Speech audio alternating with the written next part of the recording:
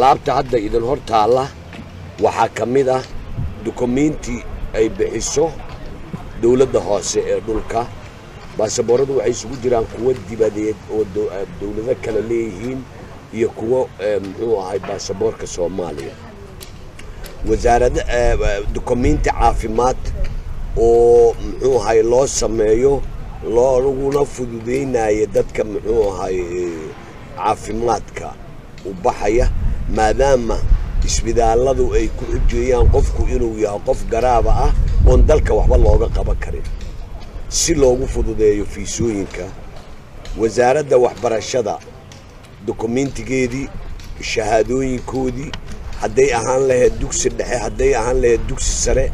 ilaa heer jaamacadeed hortiina ayay yaaliin waxaa meesha ku jira haddana dukumiinti ah warqadda dembi la'aanta certificaate dibinaale